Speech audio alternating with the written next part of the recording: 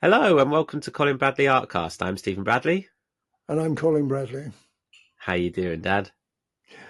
I'm doing okay, Steve. Thank you. Yep. Good, good. Another week gone by, and we've got something different this week for them. We have, yeah, absolutely. Yeah, we spoke about this last week that we were going to try something different this week, a different sort of topic that we could talk about, which is going to be hopefully really interesting for everyone. It's amazing how quickly these weeks go. They just seem to absolutely fly by, don't they? I do. I It's do.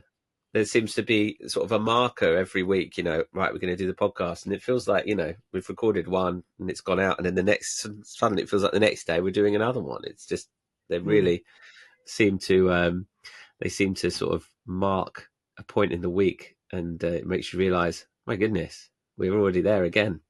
that's right. Anyway, let's crack on. So this week, I'm going to put up a picture on screen.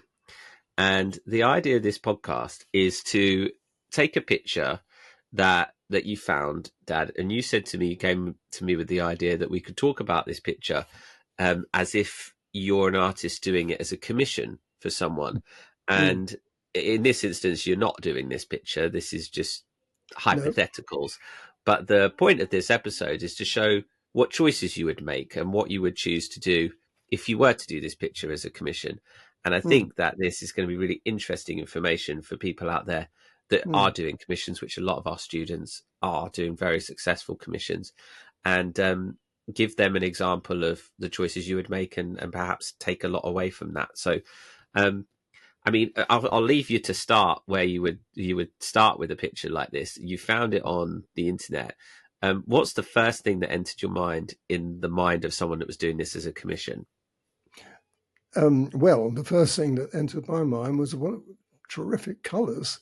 Very. I mean, from my point of view, I'm looking at it, or I would have been looking at it as um, uh, the colours, black and sort of ochre, I suppose you'd call that, wouldn't you?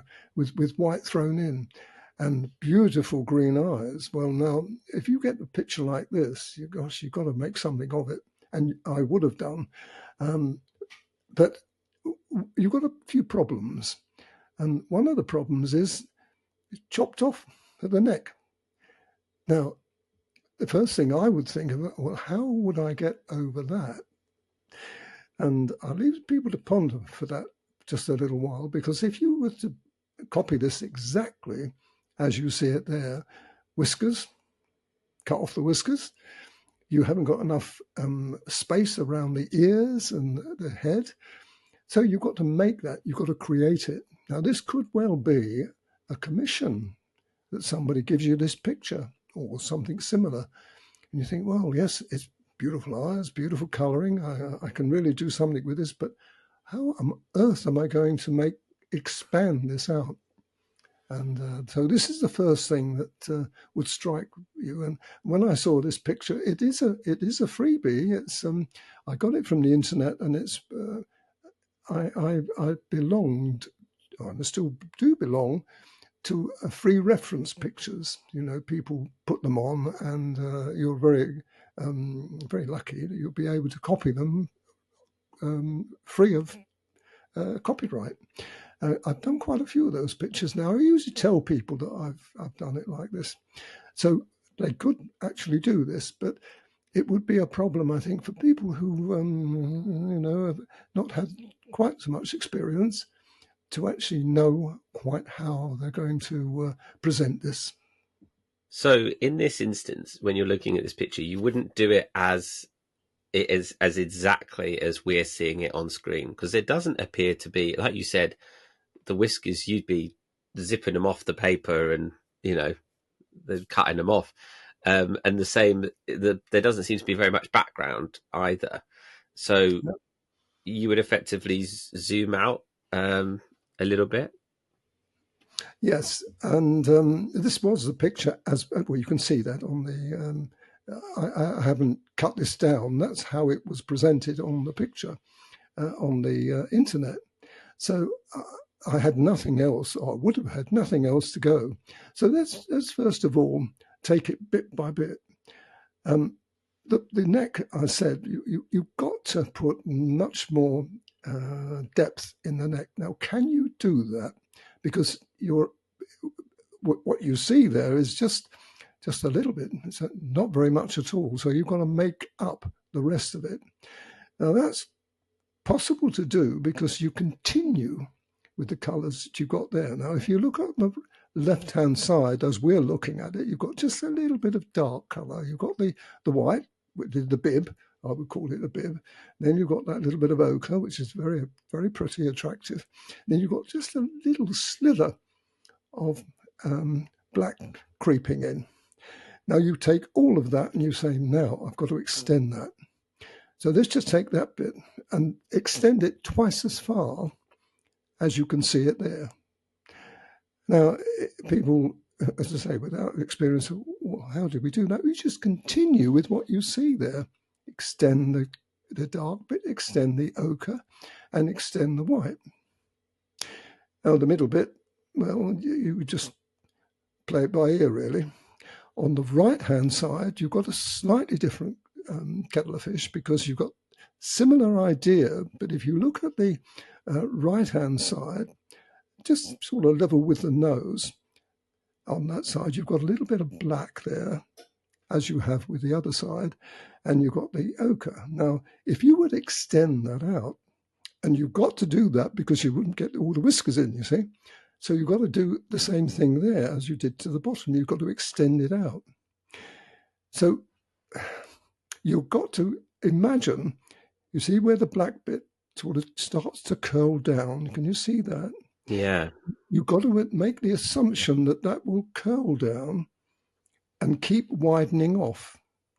Now, I can't tell you what it is because I couldn't see. But you can get away with it. And there's another very useful little trick I'm going to show you in a little while, how you can get over that too. But you've got to make that at least twice as far out. Otherwise, you won't get all the whiskers in, because that's the criteria.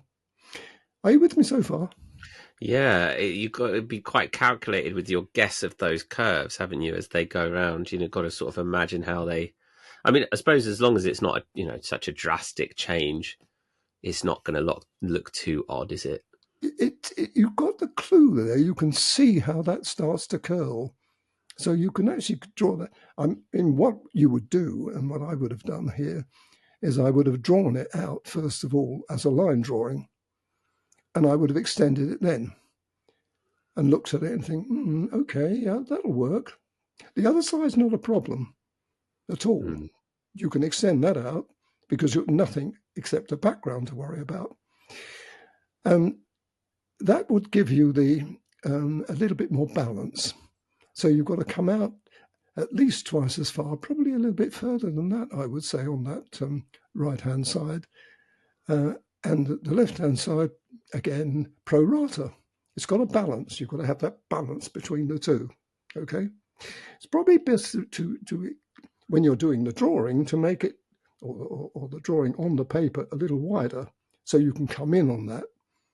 But don't do it too tight because you can't expand it. You see, you can't pull it on, but you can take it off. So that's the first thing I would do. And I wouldn't have no problem with doing that at all. And I hope other people won't now. As far as the rest of it's concerned, you haven't got a problem. You can see all the ears, you can see all the... The other problem you've got there is what you do with the background. Now, that background is insipid. I wouldn't use that.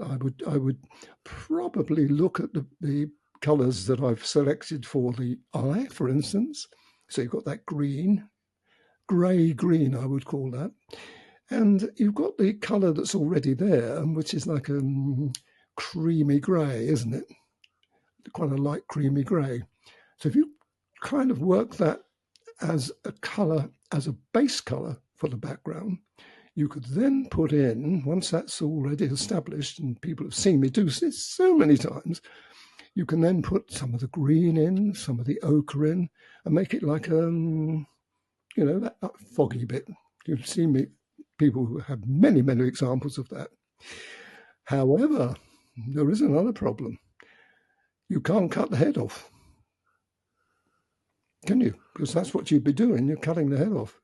it would still be too small, too short. And you don't want to extend it too much further than that. So what I would do, and or certainly I would have done here, is fog the bottom of it out. Now, people have seen me do this many times before, and there's loads of examples where you don't finish it as such. It goes into a cloud.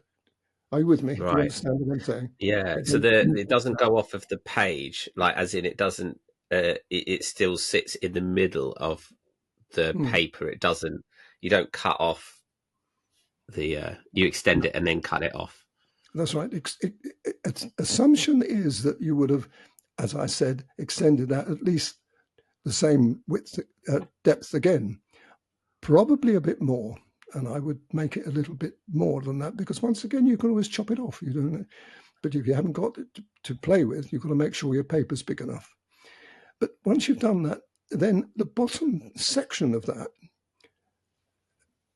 would not require quite so much detail because, as I said, you're coming into a fog of the colours that I've explained to you. So you can come into a fog and you can bring that fog into the animal as well. So you get some and some. That means you can extend that to about at least 3 times the amount that you can actually see there, at least. Probably a bit further than that. I mean, I hope this is interesting for people because I've done it so many times and had to do it because when you're getting commissions, people don't think like that when they're taking photographs, do they? Oh, I've got the eyes, oh, it looks good. That'll do. Not to an artist, it isn't. It doesn't give the composition that you need for that. So that's what I would do. Yeah. Excellent, excellent. I was just gonna sort of show an example of kind of what you did with the tabby. One of the tabby cats pictures, All which is right, one of the freebies, good. just because that's. Let me just put it up on screen. Just because that's a good example of the kind of placement I think you're talking about in terms of where the cat sits. It's almost Um, perfect, isn't it? That's almost a perfect. And look at how, I mean, that's been amazingly successful, that picture. And I think, I can't remember now, it was a long, long time ago, but gosh, 20 years probably since I did that at least. oh, I think at least maybe even more. I, I think so, yes. It was one of the first ones I did. And I did it Yeah, at workshops. It was a workshop in Flatford Mill we did at one time. And that already was quite an established picture then. So, yeah. but that's been a fantastic picture. And you're quite right. That would be an absolutely wonderful thing to look at to see how I did it. But you can see what I mean about the fogging. It fogs off. And it's not quite so important that you actually put the detail in the bottom, but you get a Mm. wonderful, wonderful sense of it. And that colour, strangely enough, the colour is very similar to the colour I was talking about Mm. with the eyes Yeah, on this that, is isn't it? yeah, absolutely. Well, this is a good example, and this picture is one that only needs 6 pencils. It's one of your free classes on the website. So if people want to see, Mm, an example that you don't need to sign up, you can just check it out. It's on YouTube as well. But that sort of grey green base color, because this is a limited pencil selection, you mm, stuck with that. But that could be your base for this other picture, and then you can jazz it up with some more ochre and that's right. other Yeah. colors and things. Yeah, I think that also is a nice thing to just touch on, is that if anyone out there is doing their own pictures, whether they're commissions or not, and you see, if you look on the website and look at some of the classes that you've done, Dad, like, people can get an idea of kind of what you would do, because there's so many out there now on the website. You can just look at the pictures and scroll down and go, oh, those eyes are similar colors to these eyes that I've got to do. Interesting how Colin's done that kind of background with those Mm, eyes. So there's a lot of reference material on the site. So if that's just something we've touched upon before in the past, that actually you can use our site as a good resource if you are doing your own pictures. I'm just mm. going to hop There is back to another. the other one.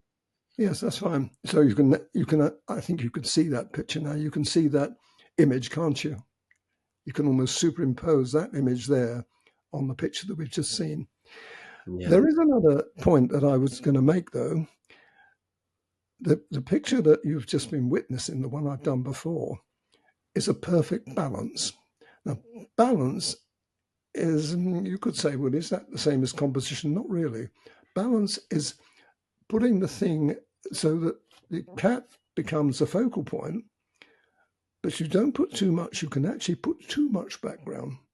And if you put too much background, then you lose that image. The image becomes lost, I call it. Now, this is the same thing here. If you went too mad here and made it a lot of area at the top, a lot of area at the side, you could overdo it. And this is why I think it's always wise to do your line drawing, get that right, and then balance it up with the line drawing thing. Yeah. Give yourself a little bit of room. I always do that. Gives a little bit of room so you can cut that down if you have to. Even after you finish the picture, you can always chop it a bit. And people have seen me do that so many times. I think I'll take a little bit off the top or a little bit off the side until you get exactly the imagery that you're looking for. Love it. Love it. Great. There's some really good advice in there. Thanks, Dad. I hope this has been interesting, and I'll see if I can put a link.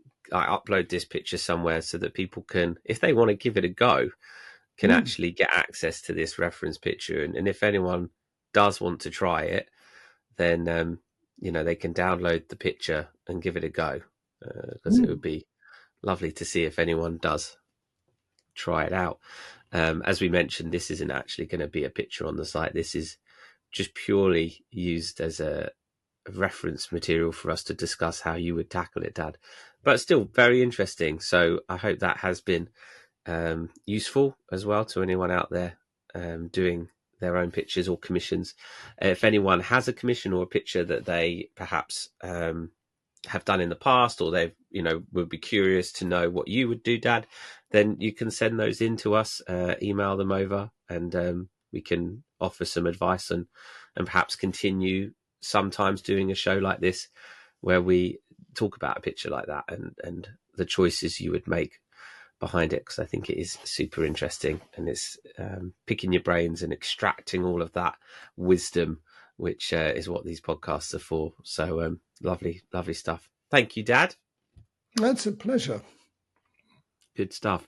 Well, we'll be back hopefully next week with some more topics to talk about. If you have any questions or anything, if you're doing pictures and questions pop up in your mind and you want us to discuss something, then again, just get in touch with us, drop a comment on this video or drop us an email, and we'll happily talk about it in our future shows. But for now, we will leave it for this week. So thank you everyone for watching and for listening. I'm Stephen Bradley. And I'm Colin Bradley. Enjoy your Enjoy week. your week.